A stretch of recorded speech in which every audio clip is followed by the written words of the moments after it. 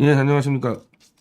예, 오늘 오후에 인터뷰 전문가 지승호 씨와 함께 제가 인터뷰 방송을 한 1시간 반을 했어요. 그게 아마 저녁 밤 늦게 올라간다 그러니까 뭐 모르겠습니다. 뭐 10시인지 11시인지 거의 뭐 나눠서 올릴지 한 번에 올릴지 모르겠는데 하여튼 뭐 지승호 채널에서 올라가고 거기서 좀 본 다음에 뭐 한 2, 3일 뒤에 저희 미디어 치다 옮겨 놓기로 했습니다. 그래, 지승호 씨와는 방송을 한 달에 한 번 정도, 네, 한 달에 한 번 정도 방송을 해서, 뭐, 현안뿐 아니라, 뭐, 과거 얘기도 뭐, 저하고 한 20년 정도 연을 맺었던 농객이니까, 지승호 씨와도 한 달에 한 번 정도 뭐, 고정으로 이렇게 인터뷰 방송을 계속 내보내고, 원래 지승호 씨는 또 이제 책으로 묶어내니까, 뭐, 책으로 묶어낼 수도 있을 것 같아요. 네, 그래서, 하나 이 프로그램이 좀 늘었고, 음, 미리 그냥 일찌감치 공지해드리면은 이번 주 강동서도 저녁 8시고 김건희에게 찍힌 남자들 김용민 그리고 이제 턴라이트 강민구 이렇게 같이 하기로 했습니다. 자, 그리고 오늘 뭐 방송 바로 들어가려고 하는데 어제 제가 이 대구 스케줄 마치고 이제 오후에 올라오다 보니까 이 한동훈과 이 박범계의 이 논쟁을 제가 전문을 다 검토 못하고 그냥 연합뉴스 정도 기사를 보고 뭐 논리적으로는 뭐 박범계가 뭐 크게 문제는 없었는데 뭐 제대로 이렇게 국민들에게 잘 풀어 쓰지 못한 것 같다 뭐 이렇게 정도로 봤는데 제가 영상을 다시 보니까 일방적으로 한동훈한테 쥐어 터졌더만요. 예, 일방적으로. 그 국민을 앞에 두고 그리고 국회의원의 자격이라는 것은 한마디로 국민의 대표로 이 행정부의 이 장관을 한마디로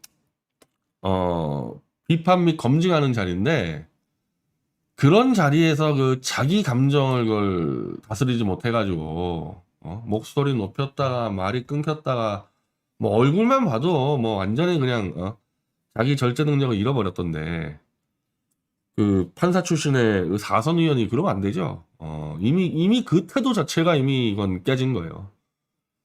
그리고 한동훈의 그 화법 문재인 때도 그러지 않았냐, 문재인 때도 그러지 않았냐, 요거를 깰 준비를 전혀 안 하고 나왔다는 것도 내가 깜짝 놀랐고, 한동훈은 청문회 때부터 그거밖에 없었잖아요.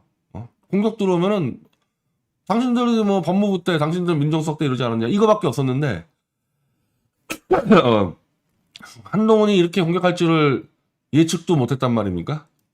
그것도 모르고 쫄래쫄래 나와가지고 그냥 얻어 터지고, 응?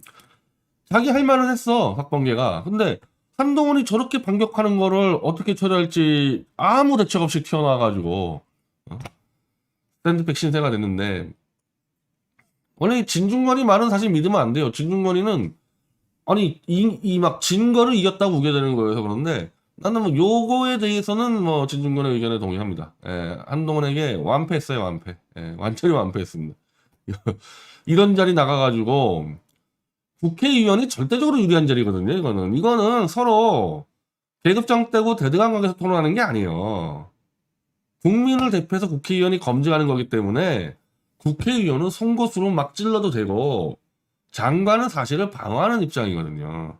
이 절대적으로 유리한 자리에서 한동훈이가 오히려 이렇게 받아치잖아요. 그러면 그게 오히려 한동훈이 약점돼가지고 그걸 대받아쳐가지고 KO 시킬 수 있는 그 수많은 기회들이 있는데 박범계가 그냥 날려먹었고 어 도대체 저는 민주당의 그 원내 지도부나 여기서 어떻게 전략을 이따위로 짰는지 자체가 어? 이해가 안 될 정도인데 박범계가 바로 법무장관 출신 아닙니까? 그럼 전직 법무장관이 현직 법무장관을 비판하면 꼭 문재인 정권과의 관계가 아니어도 당신 법무장관한테 이렇게 하지 않느냐는 공격이 들어올 수밖에 없지.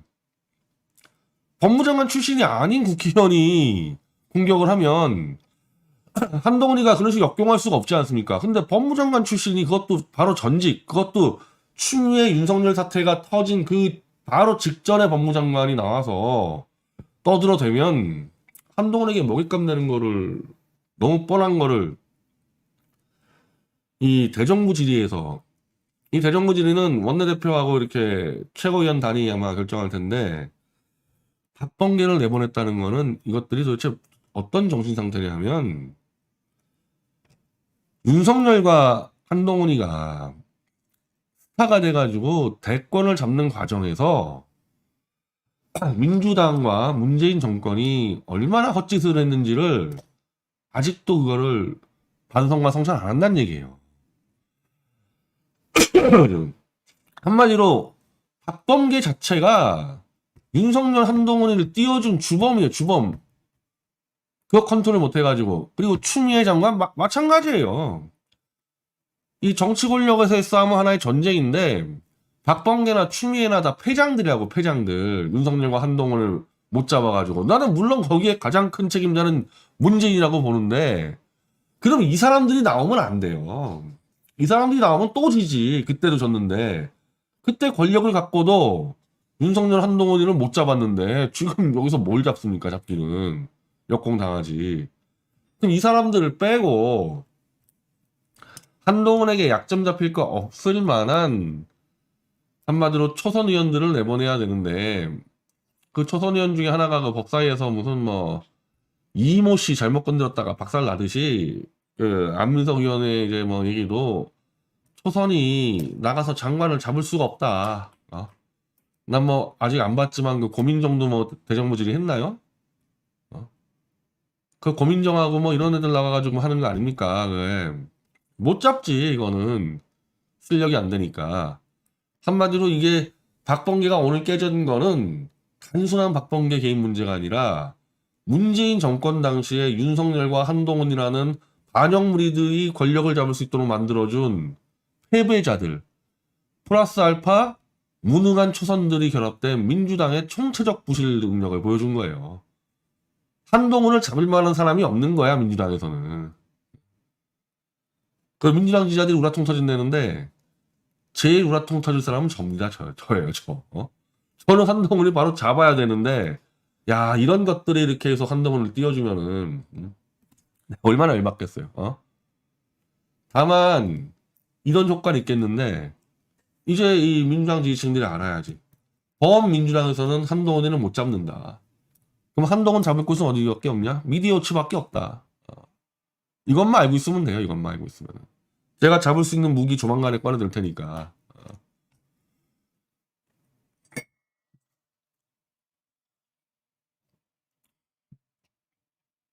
자, 박범계. 야, 또 이건 또 뭡니까? 완패 당했으면 조용히 찌그러져 있지. 또 나와가지고 또 나불나불, 한 장관이 자기 프레임을 딱 짜고 강력하게 주장 토론이 안 됐다. 아니, 이거 몰랐냐고. 지금까지 한동훈이가 한 게 그거밖에 더 있어. 문재인 때는 너희 안 그랬냐? 그럼 그것도 모르고 나갔어? 응? 다 준비하고 나갔어야지. 응? 명백하게 법이 나는 것조차 인정하려 들지 않았다. 아니지, 나는 이거는 큰 문제가 안 돼. 그랬으면요, 만약에, 그러니까, 뭐, 어디서 그랬는지 지금 지적하는지 모르겠지만은, 지금 이 경찰국 신설 문제에 대해서, 이건 시행령이 아니라 정부조직법을 개정해야 된다. 그런 정도 갖고 한동안을 붙으려고 그랬잖아요, 만약에? 그럼 한동훈은 이거 아니라고 우기겠지.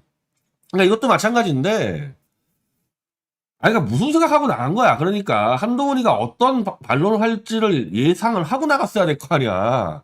그럼 당연히 시행령으로 경찰국 신설하는 거는 위헌위법이라고 주장할 거 아니냐고, 박범계가. 그럼 한동훈이는 뭐라 그러겠어요, 그거? 아니다. 그럼 문제 없다 그럴 거 아니냐고.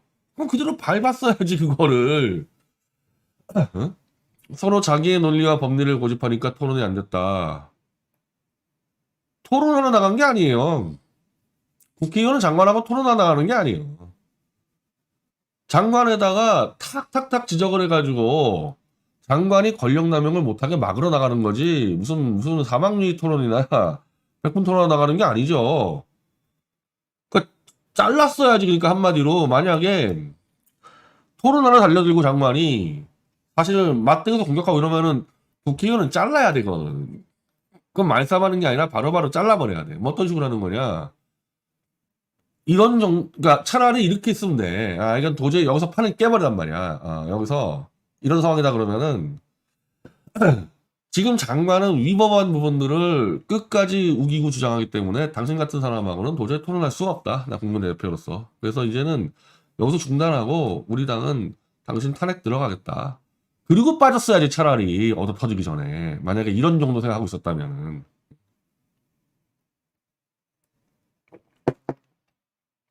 자, 이 진행자가 전에 문재인 정부하고 비교를 하거나 박의원과 비교를 하는 화법에서 어떻게 느꼈는지. 이거는 말도 안 되는 얘기죠. 이거는 설사 박범계가 전직 법무장관이라고 하더라도 나도 그 한동훈이 얘기하는 걸 직접 들었는데 박 의원님도 법무장관 때 이렇게 하지 않았습니까? 라고 했을 때 원천적으로는 박범계가 안 나오는 게 제일 좋았고 나왔다 그러면은 나하고 비교하지 마라. 나는 전직이고 다 상황이 다르다. 당신 얘기만 하라고 빨리빨리 끊어줬어야 되거든요. 그거를.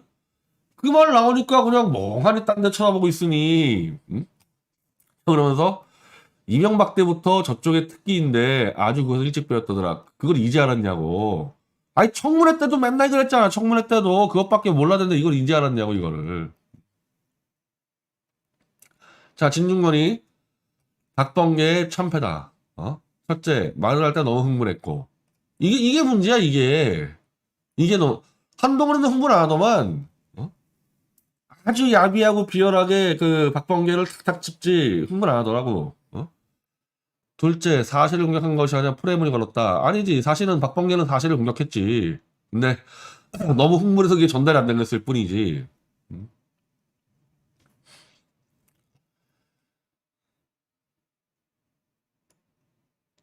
자, 박 의원이 한 장관을 상대로 당신은 바로 옛날에 청와대 민정수석실인 동시에 법무장관이고 이 정권의 실세라는 프레임을 걸려고 하는 데만 집중.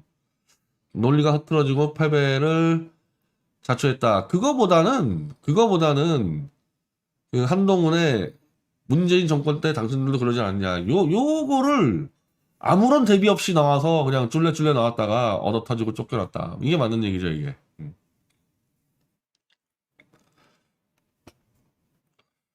자, 그러면은 이 상황에서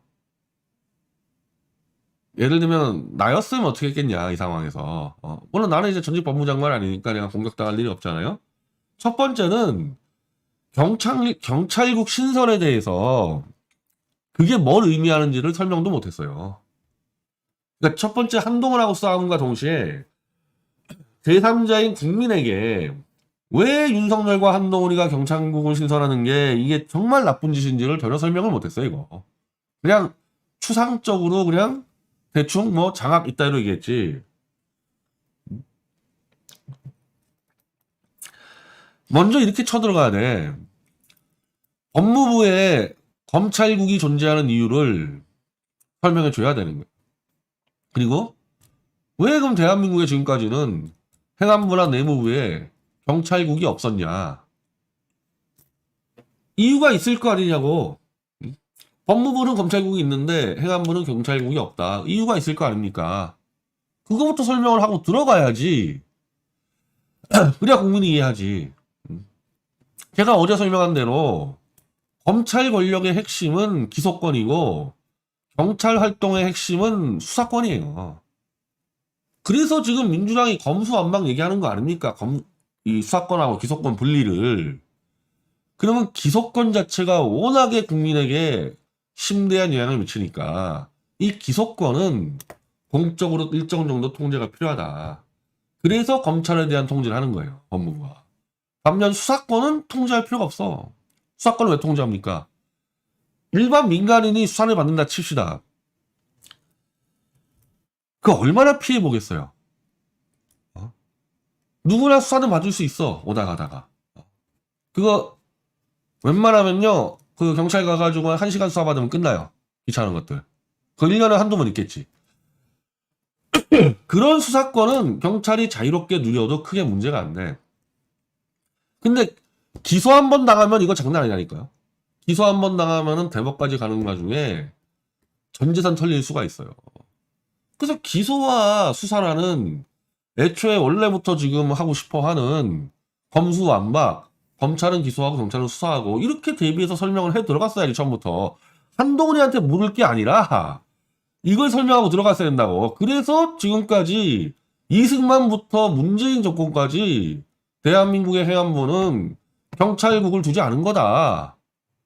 앞으로 이제 검찰은 더 기소에 치중할 거고 경찰이 수사에 더 치중할 텐데 경찰의 수사권은 자유롭게 내버려 둬야지 경찰이 알아서 나쁜 놈을 잡는다.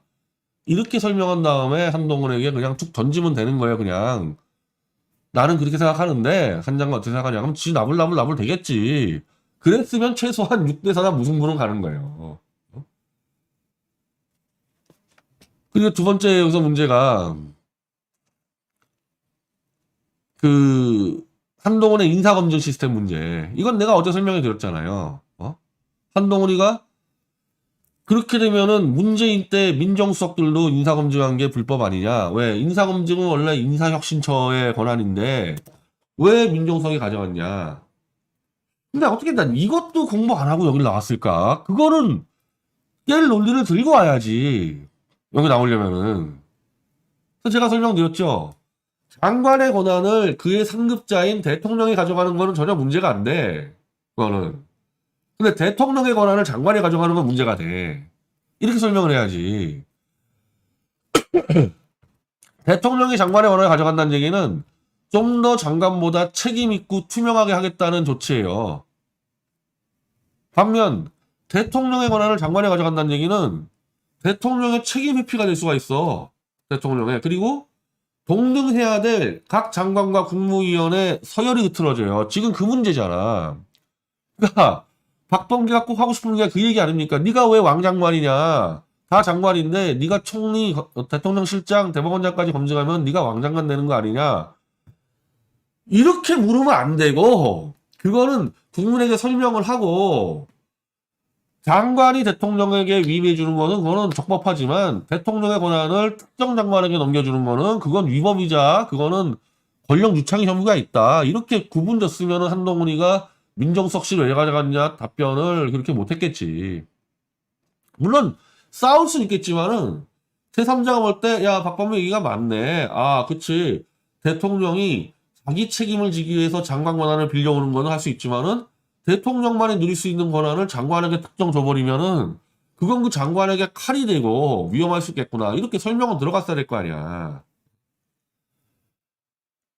하여간 뭐 이건 물이 엎어졌고 저는 청문회 때 한동훈을 못 잡길래 난 일부러 안 잡은 줄 알았거든 그때는. 아 한동훈한테 무슨 유착이 돼가지고 일부러 안 잡는 줄 알았는데 오늘 박범계 하는 거 보니까 일부러 못 잡은 게 아니라 무능해서 못 잡았네. 무능해서. 이걸 못 잡아 한동훈이를 이거를. 자, 한동훈이는 근데 이런 걸로 잡는 게 아닙니다. 이런 걸로 잡는 게 아니고 일찌감치 미리 설명하죠 뭐.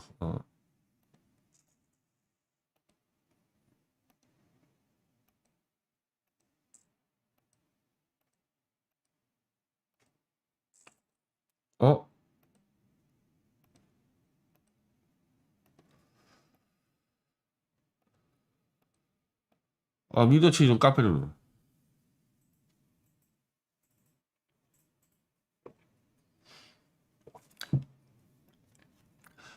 자, 저희 이 제2 태블릿 PC 1차 포렌식 검증이 끝났거든요.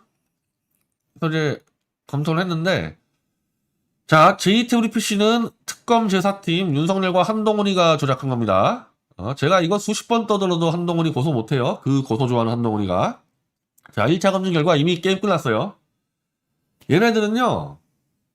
1차 태블릿을 이렇게 포렌식으로 조사했으면은 그 태블릿을 캐비넷에 정확히 보관하고 다시는 꺼내면 안 되고 다시는 키면 안 되는데 윤석열과 한동훈이 이놈들은 그렇게 해서 수사 기록까지 만들어 놓고 두 번에 걸쳐서 태블릿을 불법적으로 꺼내서 불법적으로 켜서 불법적으로 증거를 막 지웠습니다. 이미 이걸로 끝나요. 이걸로 이미 애들은 체포시켜야 돼 당장. 공수처가 정상적인 집단이면요. 지금 한동훈이 체포해서 구속시켜야 되는 거야. 제가 이준석 때도 설명했지만은 증거인멸은 원래 구속사유니까 한동훈이 구속을 시켜야 되는 사안이 지금 잡혀있는 거예요 이거. 그리고 저희가 이거 엠바고 하는데 4주 동안에 얘네들이 실제 이거는 최서원이 쓴 게 아닌 거를 최서원이 쓴 것처럼 하다 보니까 실사용자 증거들을 다 지웠어요. 문자, 통화 내용, 뭐 카톡 다 지웠는데 그래도 차마 못 지운 것들이 있어가지고 실사용자가 최서원이 아니라는 증거들이 다 튀어나오고 있어요. 지금. 요 정도 거에 설명할게요. 그래서 2차 상세 검증 작업에 들어가기 위해서 제가 좀 모금을 했거든요.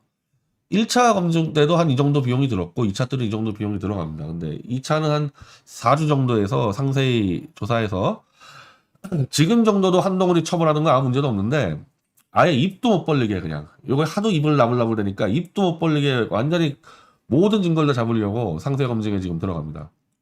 그리고 제1태블릿 PC는 이제 SKT 계약서 위조건을 저희가 이제 공개 기자회견을 통해서 이제 밝힐 거고 이미 증거 갖고 있으니까 제1, 제2 다 합쳐가지고 이제 자료집을 제작 배포하고 대구 촛불 집회까지 대구 태극기 촛불 집회까지 합쳐서 한 1,000만 원을 지금 모금을 시작해서 지금 제가 1시간 전에 올렸는데 한 400만 원 모금이 됐거든요. 그래서 적당히 지난번에 모금했던 분들은 뭐 안 내셔도 될 것 같고요. 적당히 하면은 뭐 1,000만 원 모일 것 같으니까 지난 집회 때 내신 분들은 뭐 안 내셔도 될 것 같아요. 이거는 반드시 뭐 오늘 내일까지 다 모금해야 되는 게 아니니까 뭐 1,000만 원만 채우면 알아서 우리가 그만둘 거니까. 자 어쨌든 이걸로 제2태블릿 PC 조작권 요거 한동훈입니다. 한동훈.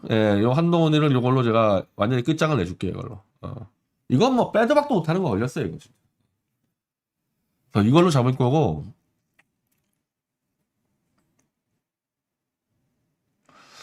참고로 또 오늘 이 태블릿 명예훼손 저 JTBC가 고소한 재판에 홍성준 검사가 사표 쓰고 이제 나갔는데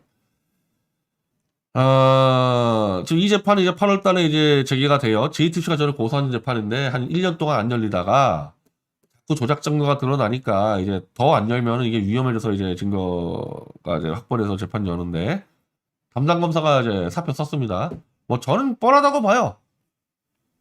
여기서 더 남았다가는 이제 이 홍성준 검사 이거 완전 끝장날 것 같으니까 도망가는 거야, 도망가는 거예요. 그래서 이제 이 담당 검사가 빠지기 때문에 이 사건을 맡을 만한 검사도 없어, 이거. 이미 조작 다 들어왔는데 이거 누가 이거를 설거지하러 들어옵니까?